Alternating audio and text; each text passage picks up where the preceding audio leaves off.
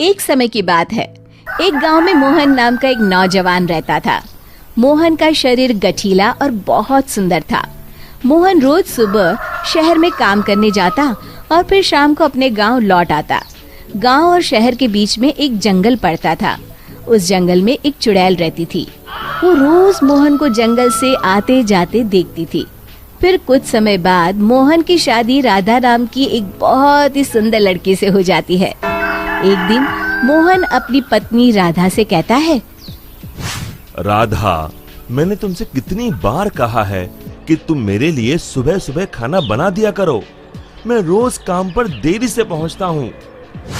मैं क्या करूँ जी, सारा दिन घर के काम करके मैं तो थक जाती हूँ, इसलिए मुझसे सुबह जल्दी नहीं उठा जाता।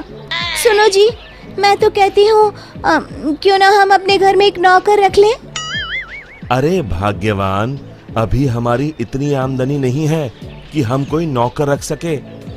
कल से मैं सुबह खाना खुद बना लिया करूँगा। खुश? इतना कहकर मोहन घर से चला जाता है। फिर अगले दिन से मोहन रोज सुबह जल्दी उठकर अपने लिए खाना बनाने लगता है। जब खाना बना ही रहा हूँ तो घर के सभी लोगों के लिए बना लेता हूँ।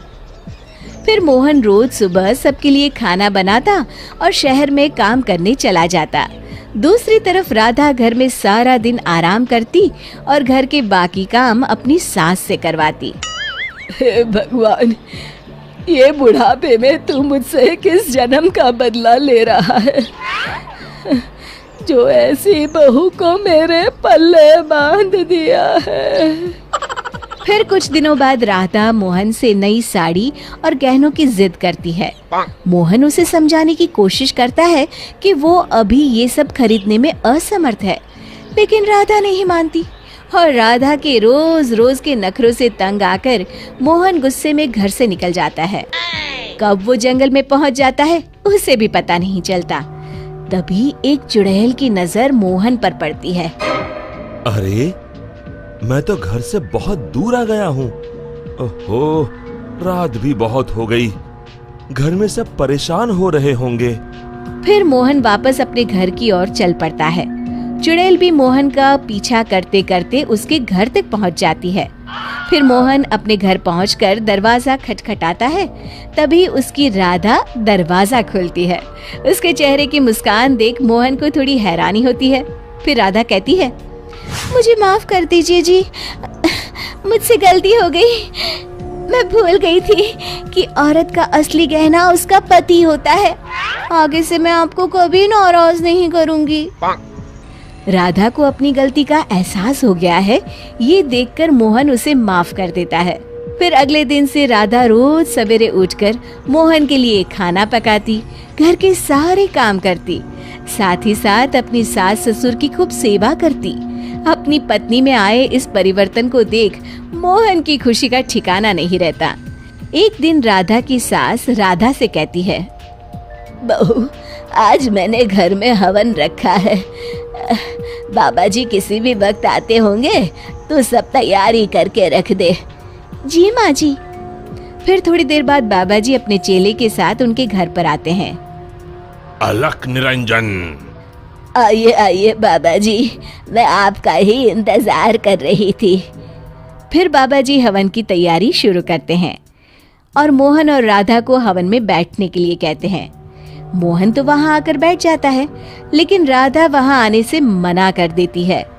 तब मोहन राधा से कहता है, अरे भाग्यवान, अचानक तुम्हें क्या हो गया?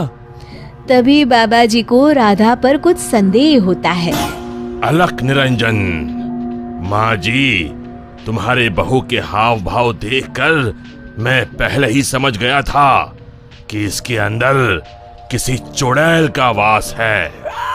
बाबा जी क्रोधित होकर कहते हैं, सच सच बता, कौन है तू, वरना अभी तुझे जलाकर भस्म कर दूंगा।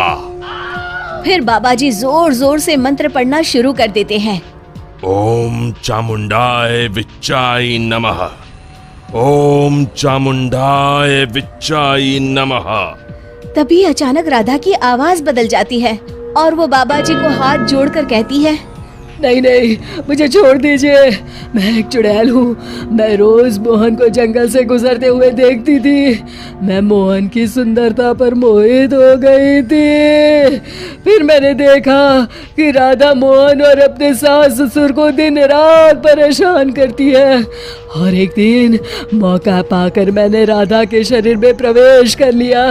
मुझे कुछ मत करना, मैं अभी ये घर छोड़कर चली जाती हूँ। फिर हवा का एक तेज झोंका उस घर से बाहर चला जाता है और राधा बेहोश होकर नीचे गिर जाती है। कुछ समय बाद राधा को होश आता है। सारी असलियत जानने के बाद राधा को अपनी गलती का एहसास हो जाता है। आप लोग मुझे माफ कर दीजिए। मैं आज के बाद आप लोगों को कभी शिकायत का मौका नहीं दूंगी। शिक्षा: हमें हमेशा अपने परिवार वालों के साथ अच्छा बर्ताव करना चाहिए और अपना हर फर्ज निभाना चाहिए।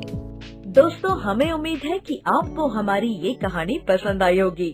कृपया हमारे चैनल को सब्सक्राइब करें और सभी अपडेट्स के लिए बेल आइकन जरूर दबाएं। और हाँ, वीडियो लाइक और शेयर करना मत भूलिएगा। Bye bye.